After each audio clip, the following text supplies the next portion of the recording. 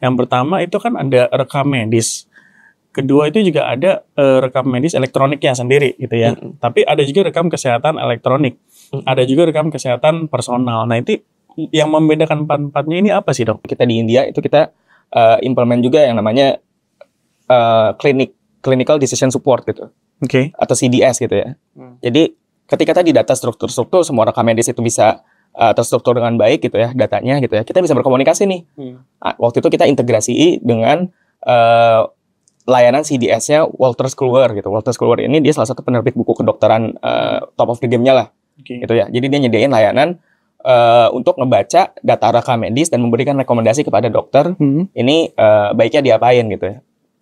Tapi ternyata di lapangan nggak dilakuin gitu kontrolnya. Oke.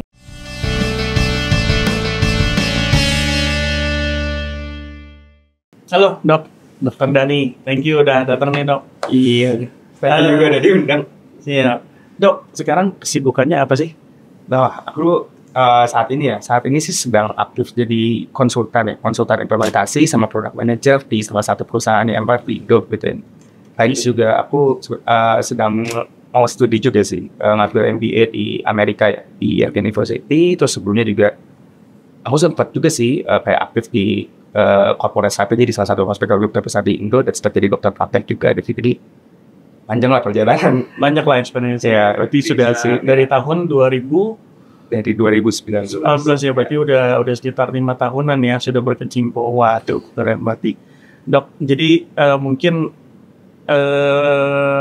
saya menemukan orang yang tepat untuk saya diskusi terkait dengan sharing. Iya, sharing ya. Kalau diskusi menggurui. Iya, betul. Berarti sharing bareng kita. Sharing ada kita banget. Teknologi di rumah sakit ini saat ini itu seperti apa sih perkembangannya gitu ya? Gimana mungkin di rumah sakit ini kan apalagi di Indonesia cenderung itu masih banyak yang istilahnya mereka masih menggunakan surat atau dokumen-dokumen itu hard copy semua gitu ya. Dan gimana perkembangan teknologi dari rumah sakit di Indonesia ini, dokter ngeliatnya seperti apa sih dok? Iya, kita sekarang lagi ada di ini ya, kalau istilah karena tipping point dari akselerasi perubahan cukup besar gitu. Awalnya sih dari tahun lalu ya, ada Permenkes mewajibkan kalau kita nih seluruh rumah sakit dan seluruh vaskes di Indonesia wajib menggunakan electronic medical record atau rekam medis elektronik. Oke. Dan tidak berhenti di situ, di tahun ini juga Permenkes itu sudah membuat, mungkin pernah dengar yang namanya Satu Sehat gitu ya. Ya. Satu Sehat ini di branding gitu ya. Dulu mungkin kalau pernah download Peduli Lindungi pas COVID, tiba-tiba aplikasi apa nih Satu Sehat tiba-tiba berubah gitu, kalau pernah download. Nah itu sebenarnya perubahan nama dari Peduli Lindungi ke Satu Sehat. Sih. Jadi dia rebrand dan improvisasi dari Peduli Lindungi sebelumnya ya. Ekspansi lah. Jadi kalau yang hadap ke pasien itu Peduli Lindungi jadi Satu Sehat pasien gitu. Tapi yang paling besar ya sebenarnya inovasi paling besarnya ada Satu Sehat di lingkungan rumah sakit. Oke. Satu Sehat lingkungan rumah sakit ini apa? Satu Sehat lingkungan rumah sakit ini ialah suatu platform pertukaran data yang mewajibkan seluruh rumah sakit dan seluruh fasilitas kesehatan di seluruh Indonesia untuk men-share datanya ke pemerintah gitu ya. Jadi jadi melting pot of data gitu ya, terkait kesehatan yang tujuannya untuk dikelola oleh pemerintah untuk kepentingan kesehatan masyarakat dan untuk juga kepentingan pasien. Datanya bisa dikembalikan ke pasien. Jadi kalau mau belanja kesehatan nih, mau pindah-pindah ke fasilitas kesehatan, itu datanya ikut pindah gitu. Kalau nggak bawa-bawa kertas panjang-panjang suruh tutupnya. Iya. Jadi kalau sebenarnya secara teknologi berarti pemerintah sudah mulai mengarah gitu ya untuk memaksimalkan dari sisi teknologi bisa digunakan di rumah sakit, layanan kesehatan publik lainnya gitu ya. Betul. Nah, tapi mungkin sekarang ini masih banyak juga pasien yang punya keresahan nih ketika pindah rumah sakit, mereka harus mengulang lagi dari awal prosesnya itu dok. Nah, itu mungkin apakah dari kesulitan itu rumah sakit tuh memandangnya seperti apa sih? Nah, itu gimana tuh? Ya, jadi kalau dari sisi rumah sakit itu juga salah satu ini administratif proses yang juga membebani dari segi pelayanan rumah sakit, karena rumah sakit kan ada metrik yang kita sebut juga length of stay gitu ya. Jadi semakin banyak administratif burden, metriknya itu juga makin buruk, makin lama bertahan di satu titik di rumah sakit sebelum lanjut ke titik berikutnya gitu kan. Jadi dari sisi pasien itu masalah, dari sisi rumah sakit itu juga masalah. Nah, apakah ketika kita dengan menggunakan EMR itu semuanya akan hilang, akan membaik, tapi bukan berarti semua proses itu akan hilang gitu ya.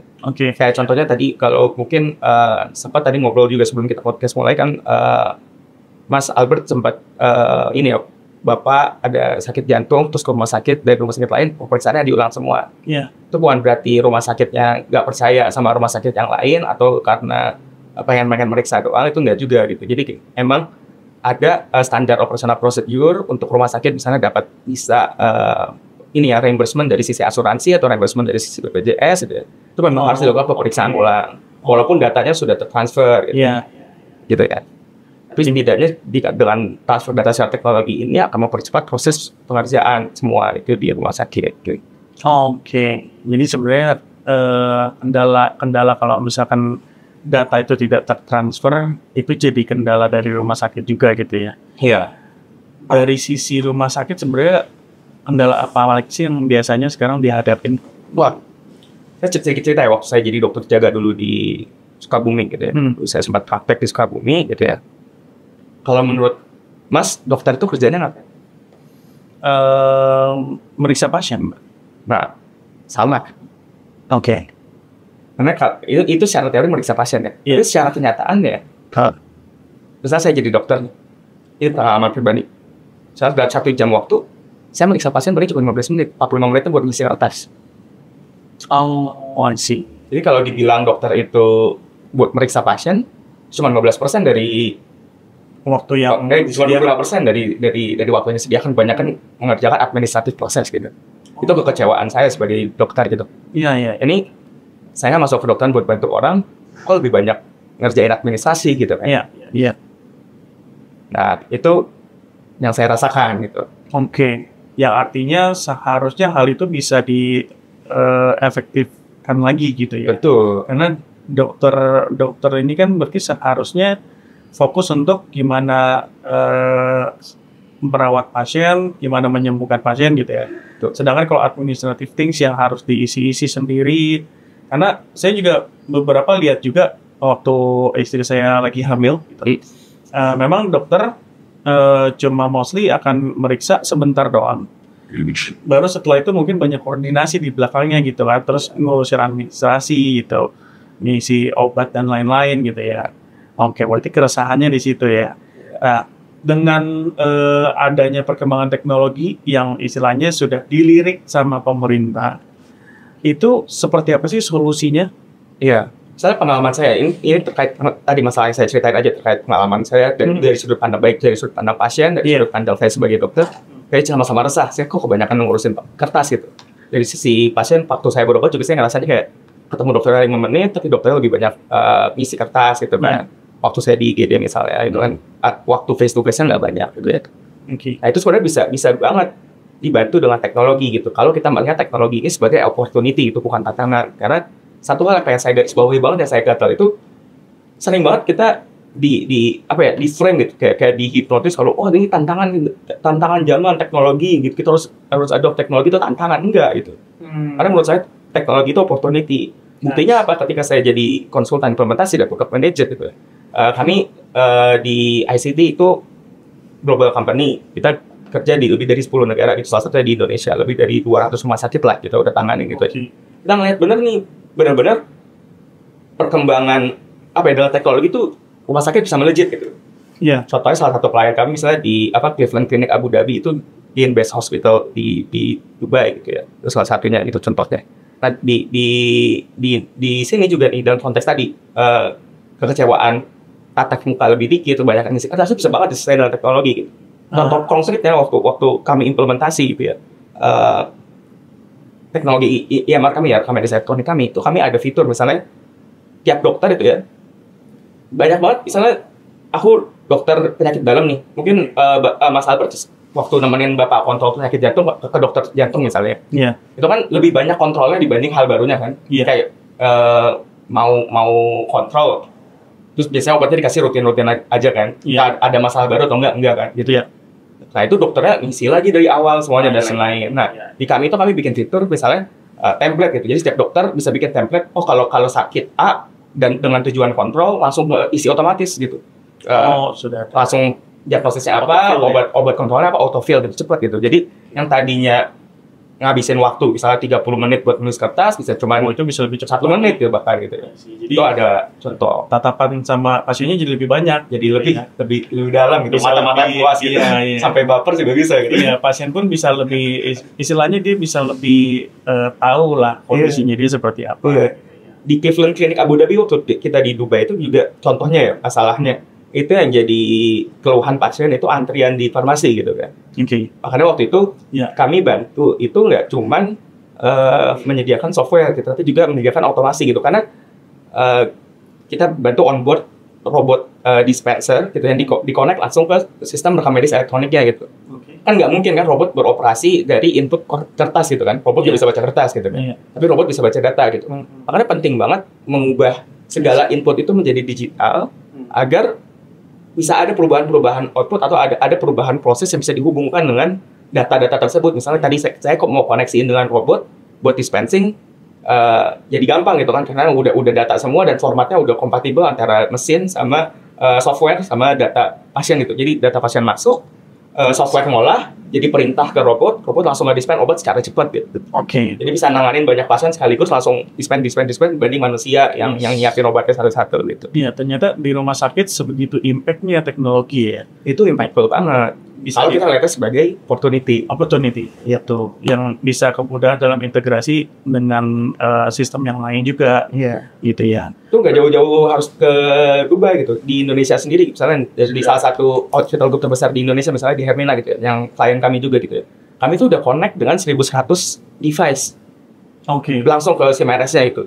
Jadi mesin lab, mesin radiologi itu langsung berkomunikasinya sama sistem gitu.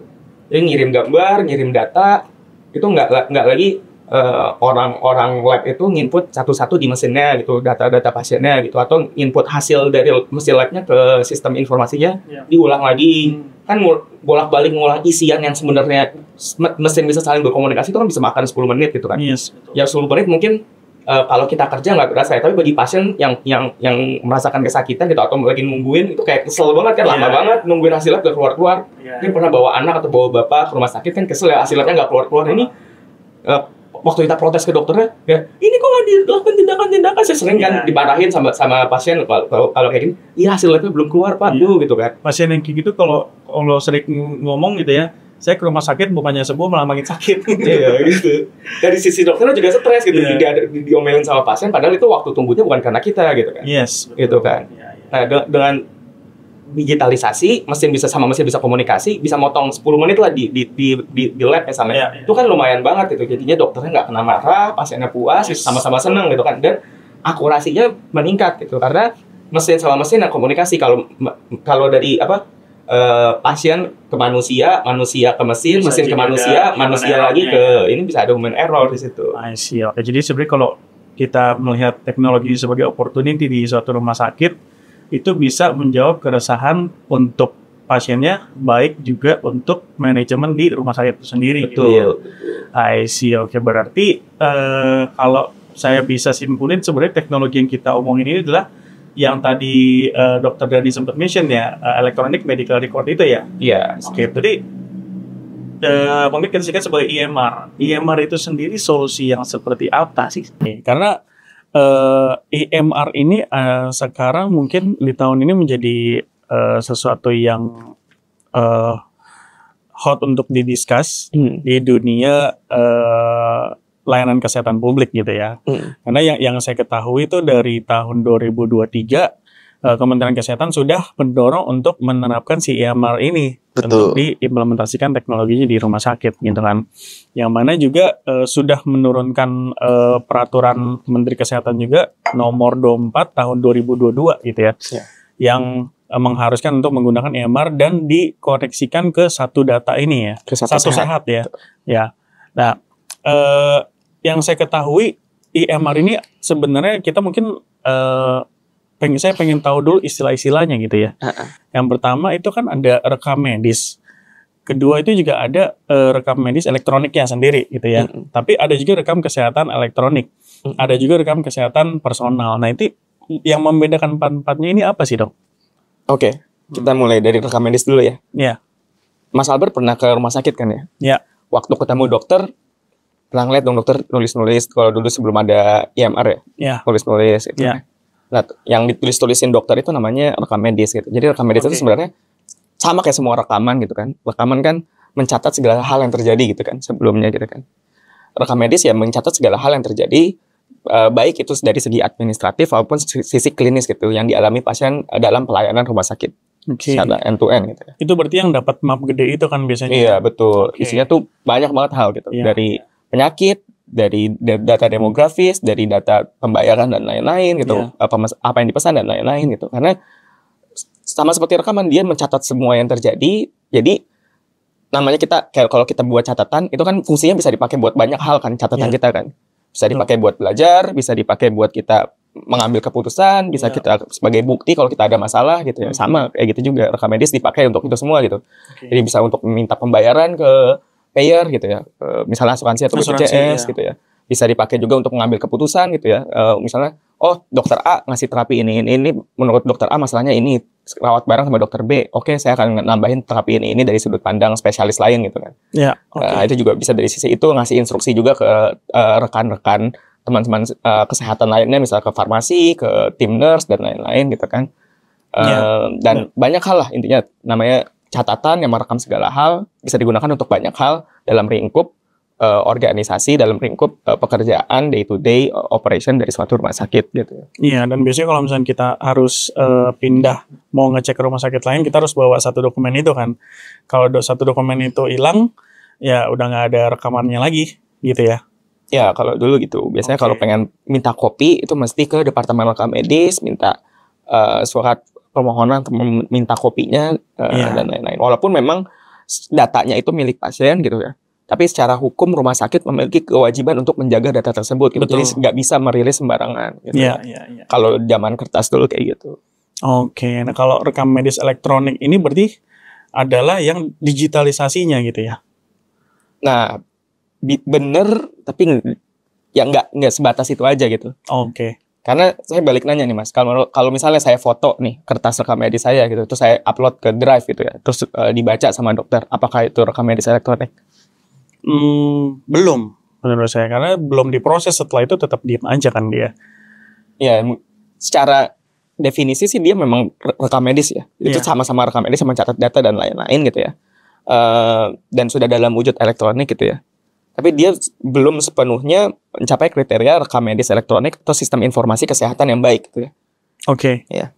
Kebetulan saya juga lagi ngambil sertifikasi kan di Healthcare Information Management System Society gitu di Amerika gitu ya. Jadi yang namanya EMR atau sistem informasi kesehatan yang baik itu sama kayak semua sistem-sistem lain gitu. Kalau mungkin kita bicara sistem sistem pembayaran di bank gitu. Sistem yang bisa kita sebutkan apapun, pasti semua sistem itu ada 4 komponen: input, proses, output, dan feedback gitu kan. Oke. Jadi kalau cuman hanya mengupload data menjadi wujud foto dan akhirnya menjadi elektronik, itu cuman di proses input aja tuh yang berubah gitu kan. Sementara kalau kita bicara sistem yang robust gitu, sistem yang baik gitu ya, sistem digital yang baik, sistem healthcare informatik yang baik itu di Healthcare Information Management System and Society itu mendefinisikan ya harus bisa mencakup semua itu gitu. Dia harus bisa merefine input proses, dia harus bisa merefine proses mengkonversi input itu menjadi actionable sesuatu gitu ya. Atau dan juga outcome-nya luarannya juga jadi lebih baik gitu. Apakah itu kesembuhan pasien, kepuasan pasien, atau revenue rumah sakit, cost rumah sakit itu semakin ke-refine gitu ya. Ya secara proses juga kita kendalikan sama softwarenya biar sesuai dengan standar operasional yang berlaku, biar nggak menyimpang gitu ya, dan tidak terjadi kesalahan, di refine prosesnya gitu dan lain-lain. Dan manajemen juga mendapatkan feedback kalau misalnya ada yang kurang sesuai gitu ya, ada feedback loop gitu ya. Jadi komponen EMR yang baik harus mencapai 4 itu semua di 2 aspek setidaknya, secara klinis maupun secara bisnis gitu. Jadi nggak berhenti di klinis saja atau nggak berhenti di bisnis saja gitu. Oke. Kalau yang ketiga itu berarti ada rekam kesehatan elektronik. Nah, itu apa bedanya? Kalau di HIMSS ya, itu kita mendefinisikannya electronic medical record itu tadi rekam medis elektronik yang meliputi 4 aspek itu semua gitu ya. Dalam satu fasilitas gitu, kesehatan gitu. Jadi terbatas di satu fasilitas kesehatan itu EMR. Tapi kalau electronic health record itu dia sudah meliputi lintas fasilitas gitu. Jadi misalnya saya ke rumah sakit A, rumah sakit A punya EMR gitu ya. Saya combine sama data kesehatan saya di gadget saya, kombinasi dua data itu electronic health record gitu ya. Atau kombinasi data saya dari sisi software asuransi saya misalnya pakai asuransi swasta A gitu ya, sebut saja PTA gitu ya. Dia punya sistem informasi yang mencatat kesehatan saya, digabungkan dengan 3 data point tersebut, ya itu jadi satu electronic health record. Gitu. Jadi tapi dengan syarat masing-masing harus punya EMR tadi ya. Masing-masing harus punya sistem informasi sendiri. Sistem informasi yang bisa yang nanti akan koneksinya ke satu sehat ini ya. Itu kalau dalam konteks Indonesia mungkin satu sehat. Oke. Cuman kan kalau di negara-negara lain kan nggak semuanya punya healthcare information data exchange yang dikelola oleh pemerintah gitu ya. Jadi sistem secara swasta saling berkomunikasi satu sama lain juga bisa disebut sebagai electronic health record gitu. Oke. Kalau dari rekam kesehatan personal itu apa bedanya dengan rekam kesehatan elektronik? Bedanya cuma di subjeknya sih. Karena biasanya dulu itu ya sebelum terjadi shifting, itu kebanyakan data pasien itu berbasis rumah sakit gitu. Jadi tadi kayak saya ceritain, kalau saya mau pindah ke rumah sakit, saya harus minta kopinya gitu ke rumah sakit gitu kan, dan lain-lain gitu ya. Sekarang sedang terjadi semenjak everything go digital gitu ya. Sekarang lagi ada mau shifting nih, jadi konsepnya patient centered gitu.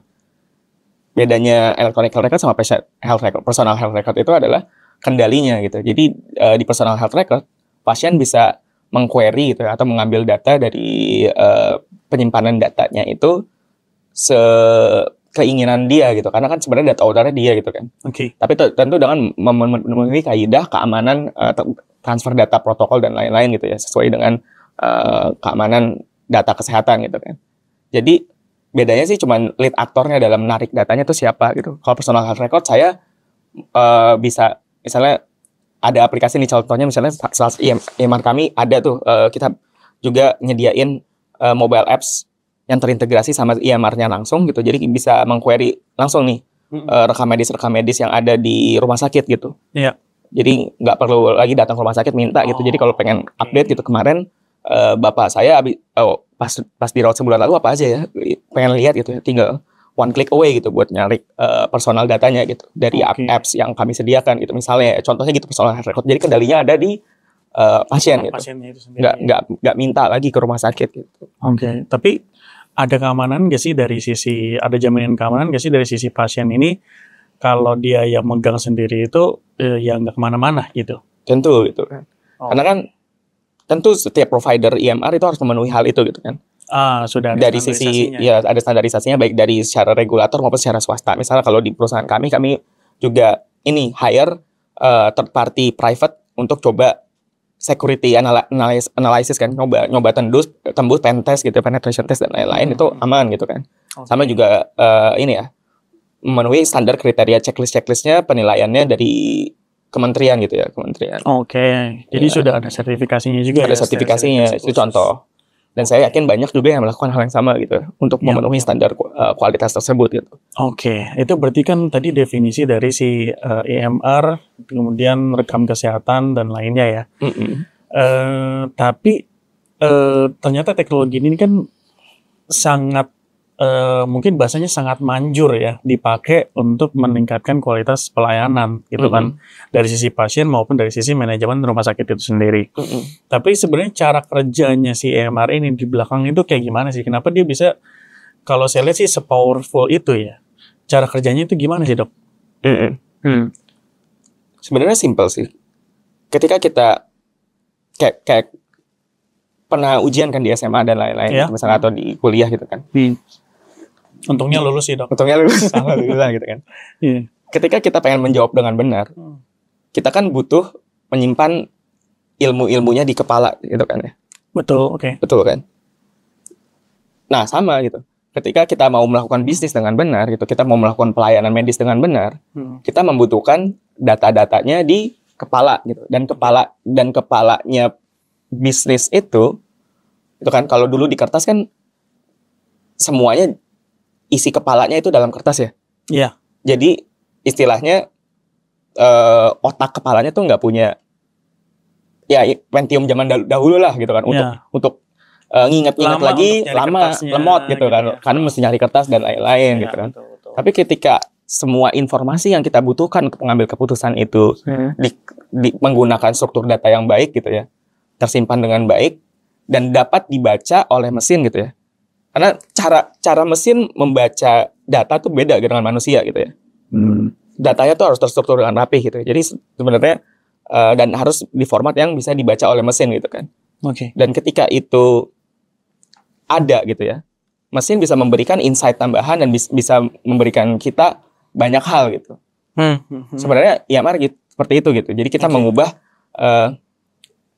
bagaimana manusia mengambil data sehingga menyimpannya dalam database dalam format yang dapat dibaca oleh mesin gitu. Habis itu ditransformasi lagi data tersebut, entah itu dalam wujud aksi atau entah itu dalam wujud misalnya visual atau apapun itu yang dibutuhkan oleh user gitu. Oke.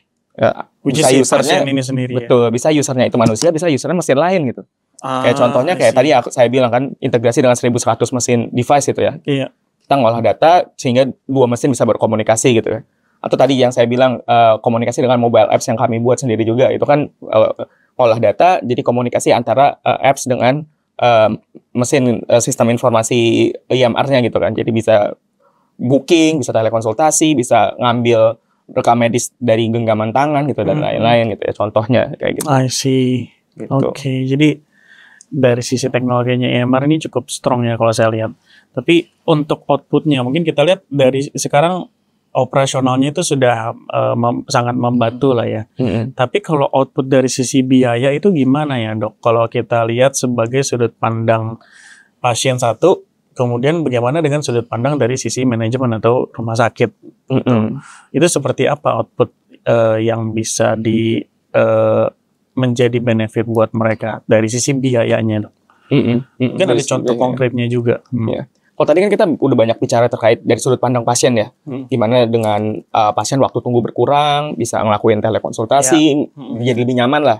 Terus bisa ngambil data dari sisi dengan mobile apps dan lain-lain gitu, bisa booking dari jauh hari, ngantri juga lebih cepat karena waktu yang dipilih jadi bisa booking waktu dokter dan jadi kayak experience-nya kayak nonton bioskop gitu. Kalau dulu kan kita milih datang jam 10, ngantri dari jam 5 pagi gitu kan.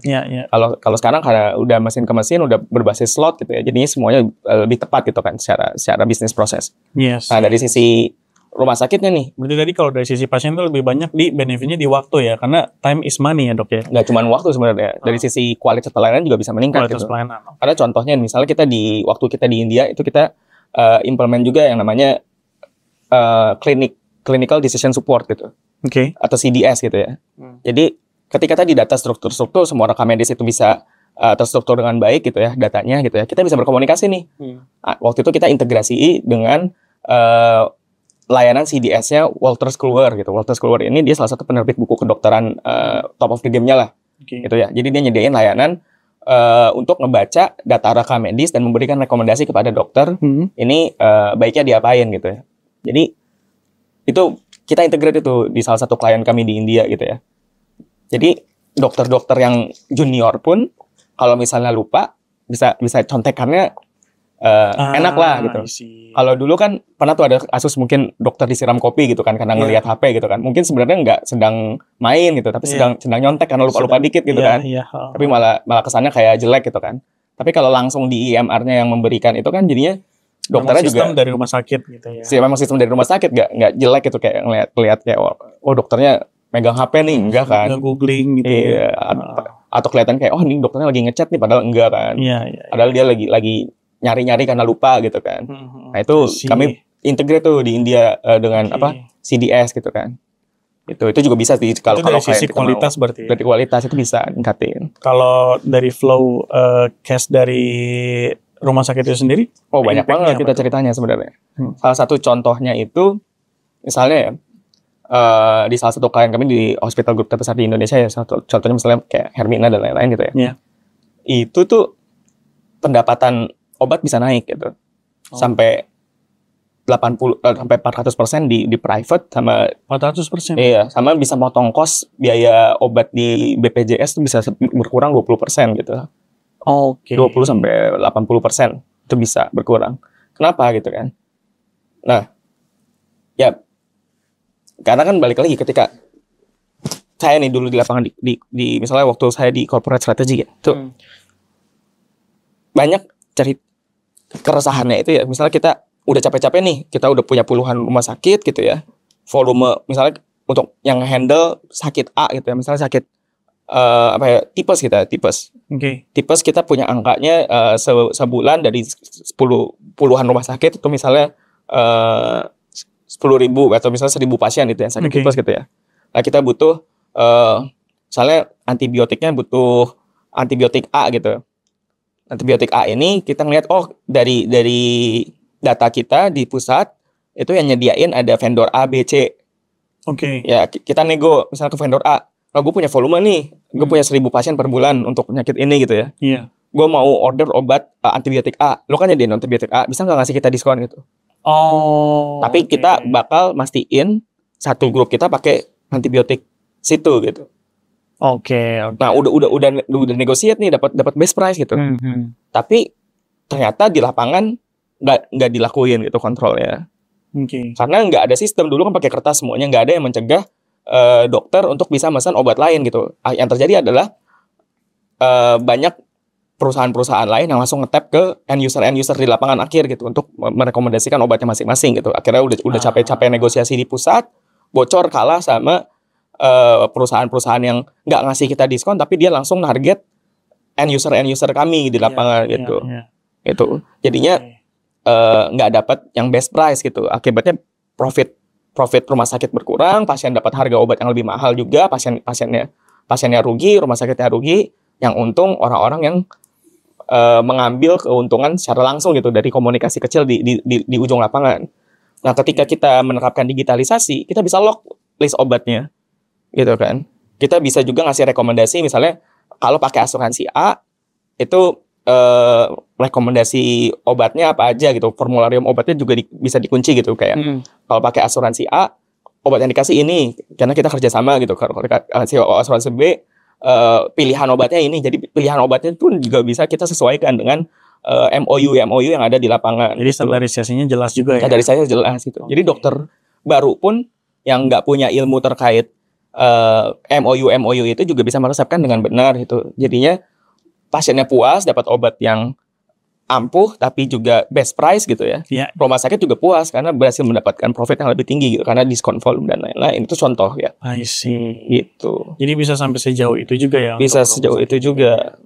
Apalagi yang dengan korporatnya ada banyak rumah sakit gitu ya. Iya, apalagi banyak volumenya. Banyak volumenya juga. Oke.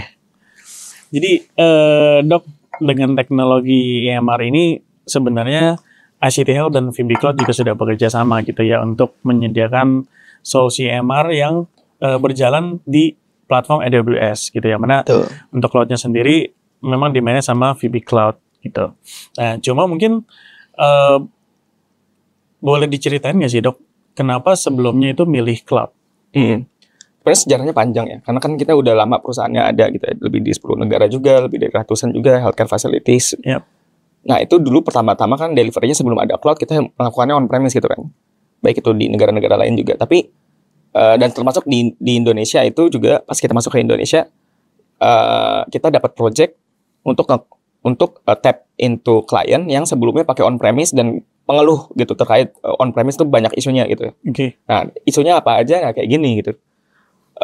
Bayangin kalau tadi kan aku udah cerita tuh terkait obat mengontrol multiple group gitu dan lain-lain gitu ya. Nah kalau kita punya 50 rumah sakit gitu ya dan sistemnya on-premise gitu ya.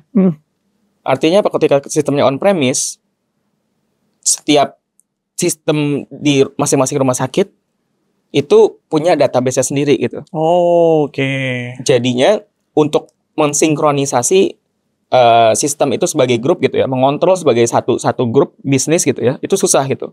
I see. Akibatnya ya tadi kalau misalnya ada dokter yang minta masukin dong obat ini ke master data gitu, akhirnya nggak ada approval pusat bisa terjadi gitu karena servernya di host on premise gitu kan. Iya. Gitu. Jadi istilahnya hazard moral hazard atau systemic hazard dan political dan organizational hazardnya tuh banyak gitu untuk bisa mengontrol itu. Tapi ketika kita paksa dalam cloud gitu ya, seluruh kalau kita punya banyak rumah sakit, misalnya 50, 40 gitu ya, dan sistemnya ada banyak, itu terkoneksi hanya ke satu database gitu. Jadinya sebagai satu korporasi, sebagai satu manajemen, itu lebih gampang mengendalikan bisnisnya gitu. Dia bisa melakukan standarisasi lebih enak, bisa melakukan memberikan kebijakan lebih enak gitu, dan lebih terstandar gitu. Nah, kalau kita bicara bisnis yang baik gitu ya, mungkin kalau kita bicara makanan misalnya, pecel lele depan rumah mungkin lebih enak gitu dibanding kayak KFC, McD dan lain-lain. Tapi kenapa KFC, McD bisa segitu suksesnya gitu? Karena mereka bisa membuat sistem yang terstandar gitu di berbagai banyak chain gitu ya. Nah, ketika kita merefleksikan itu ke healthcare gitu ya, ketika kita menggunakan cloud itu bisa dilakukan gitu, standarisasi master data, standarisasi proses dan lain-lain gitu.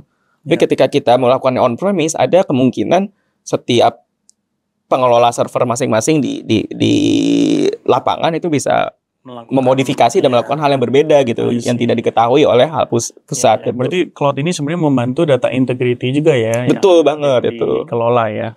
Itu satu poin. Poin kedua, bahkan di satu grup yang sama nih ya, itu bisa cabang A punya IT-nya jago gitu, cabang B IT-nya nggak jago-jago amat gitu. Ketika kita beli on premise gitu ya, itu kan kita harus mengelola semuanya sendiri, nggak cuma software, hardware juga jadinya harus dikelola kan. Iya. Kalau misalnya ada isu, troubleshootingnya juga makan IT waktu di sana ya. Iya, IT setempat gitu ya. Jadi maintenance kalau ada masalah apa-apa, pusingnya juga jadinya ke rumah sakit gitu. Iya. Dan rumah sakit bukan IT company gitu. Yes. Dan kalau rumah sakit dibebankan lagi juga untuk memikirkan manajemen hardware, itu juga nanti menambah kompleksitas bisnisnya kan, gitu kan. Betul. Karena mengelola data center nggak semudah itu ya. Nggak semudah itu gitu. Orang ada kuliahnya sendiri gitu kan. Yes. Gitu. Dan kan, apalagi sebenarnya teknologi EMR ini juga istilahnya mungkin sudah akan mulai scale gitu ya. Dan dengan penggunaan si AWS Cloud ini sebagai cloud platform, kita kemarin juga sudah mengimplementasikan untuk adanya auto scaling dan juga ada redundancy di dua data center berbeda, jadi meningkatkan availability dari data itu sendiri. Nah iya, terkait dengan redundancy juga dan auto scaling ya, itu juga salah satu hal yang penting banget gitu. Kenapa? Karena ketika data rumah sakit itu nggak dikit gitu ya. Misalnya kami nih di salah satu klien kami di Indonesia itu bisa sampai 6 juta pasien, data pasien yang udah tersimpan gitu ya. Dan dalam satu waktu bisa sampai ada 10.000 input dalam waktu bersamaan dan 35.000 active user berbarengan gitu kan. Dan ketika kita bicara terkait sistem EMR dan sistem informasi rumah sakit, itu kan jadi lifeline-nya bisnis rumah sakit gitu. Ketika itu mati, nggak bisa nyatet, nggak bisa ngorder obat, nggak bisa ngelakuin pemeriksaan dan lain-lain, wah itu dampaknya bukan hanya ke profit and loss, bisa ke nyawa gitu kan. Makanya di istilah IT gitu ya, kalau kita sama-sama belajar gitu kan, di IT apalagi healthcare information informatics itu ada istilahnya kan mission critical system kan. Nah, EMR dan hospital information system itu merupakan suatu hal yang mission critical gitu. Jadi nggak boleh mati sedetik pun sebenarnya. Iya. Dan ketika itu on premise gitu ya, nggak ada, susah on premise punya redundancy gitu ya. Susah kalau misalnya ada spike, tiba-tiba ada bencana gitu ya di cabang rumah sakit A. Pasiennya jadi jauh lebih banyak, redundancy-nya tiba-tiba meningkat. Kan nggak mungkin kita tiba-tiba beli komputer baru dong, cepat sini gitu kan. Belum lagi naruh data centernya, racknya di mana. Iya, nggak mungkin semua bisa dilakukan dengan cepat gitu. Tapi ketika kita menggunakan cloud, kalau mau nambah komputer tuh gampang gitu, tinggal ya udah redirect ke dengan sistemnya AWS atau VB Cloud itu bantuin kita buat nambah komputer dong, buat apa ngehandle load data yang lagi nambah nih hari ini lagi sibuk banget gitu. Itu bisa dilakuin gitu. Betul. Padahal yang dilayani adalah pasien, bergantung dengan nyawanya ya. Iya, nggak boleh mati sama sekali, mission critical itu. Iya, iya. Oke. Ya menarik sih. Jadi dengan perpindahan dari on-premise ke cloud ini memberikan efektivitas dan optimalisasi dari sisi kualitas EMR ini sendiri yang diberikan oleh ICT Health ke customer. Betul. Tapi ini salah satu ketakutan paling besar dari ini ya klien itu baik di luar negeri maupun di dalam negeri terkait menggunakan cloud. Misalnya banyak kan tuh di negara-negara yang internet speednya low gitu ya. Kayak tapi kan kalau internetnya nggak lancar gimana? Itu juga sering masalah. Makanya di kami itu kita ngasih solusinya tuh managed service juga gitu. Kita juga nyediain kalau misalnya takut internet ada masalah, kita juga bisa bantu untuk mengelola internetnya gitu. Biar kalau ada isu jadi satu pintu gitu. Jadinya gampang gitu untuk manage isunya karena semuanya managed service itu istilahnya satu pintu ke kita bantu manage semuanya gitu. Termasuk memang internet. Kliennya manage sendiri gitu ya. Iya, kalau misalnya ada apa-apa ntar malah kesulitannya mereka harus invest resource orang lagi. Iya, bikin tiket ke organisasi A sama bikin tiket ke organisasi B, jadinya banyak banget tiket yang di manage gitu kan. Iya. Kalau manage service enaknya gitu. Jadi alhamdulillah sih uptime dari sistem kita bahkan di Indonesia nih yang sampai cabang-cabang yang Indonesia Timur juga ada gitu kan. Itu di atas 99% semua gitu. I see. Di atas 99,5 lah, di atas 99,5. Iya, karena kebetulan juga kita bisa support sampai 24/7 kan. Iya, monitoringnya kalau misalnya ada apa-apa, apalagi rumah sakit yang cukup kritikal itu ya. Iya. Dengan di kapanpun bisa terjadi gitu ya. Betul, itu bantu sama AWS sama VB juga. Yap. Oke, jadi ternyata sebegitu pentingnya teknologi EMR yang perlu disediakan sama rumah sakit gitu ya. Satu sisi untuk meningkatkan kualitas pelayanan ke pasien, di sisi lain juga meningkatkan operasional performance dari manajemen rumah sakit itu sendiri. Untuk mengupas lebih dalam terkait teknologi EMR ini sendiri, VB Cloud akan mengadakan webinar terkait dengan teknologi EMR ini sendiri, dan kami memang menyediakan solusi EMR ini supaya bisa dimaksimalkan, diimplementasikan di rumah sakit Bapak dan Ibu semua. Jadi kalau ada yang tertarik dan ingin tahu lebih detail lagi, yuk join ke dalam webinar kita nanti. Oke Dok, thank you banget kalau gitu ya sudah bisa sharing bareng nih. Semoga bisa ada sharing lagi on another session ya. Iya, senang banget bisa ngobrol-ngobrol lah. Ini semua. Thank you banget nih pengalamannya yang lumayan cukup tahu di dunia EMR ini sehingga bisa membuka pikiran wawasan untuk rumah sakit lain gitu ya supaya bisa replicate apa yang sudah diimplementasikan. Sip, thank you Dok. Selamat siang.